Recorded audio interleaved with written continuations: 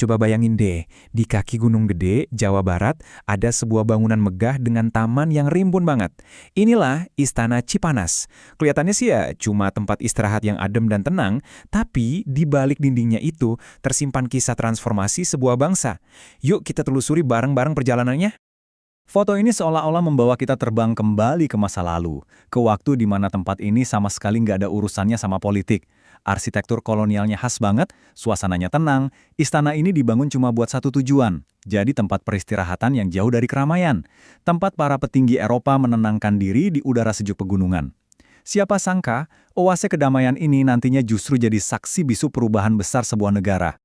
Nah, ini dia pertanyaan utamanya.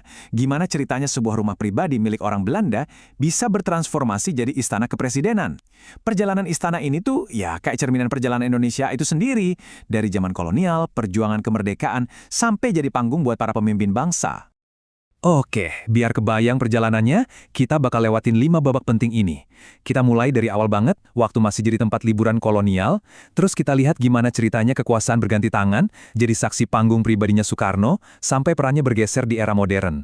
Dan yang paling seru, gimana kita semua bisa ikutan masuk ke dalam sejarah ini. Yuk, kita mulai dari akarnya dulu.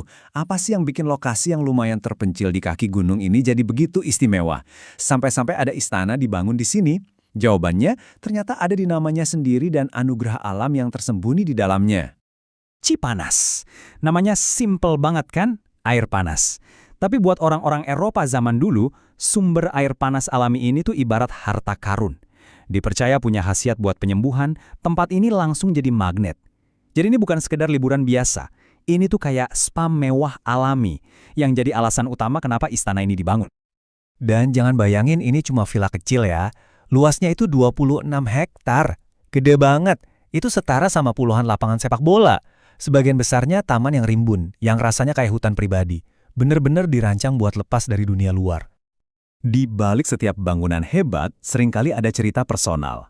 Nah, Istana Cipanas ini lahir dari cinta pada pandangan pertama. Katanya, Gubernur Jenderal Van Imhoff itu saking terpesonanya sama keindahan alam di sini, dia langsung memutuskan, oke, saya harus bangun surga pribadi di sini. Jadi ini bukan proyek negara, tapi proyek hasrat. Visi awalnya tuh jelas banget, menciptakan kemewahan Eropa di tengah-tengah alam tropis.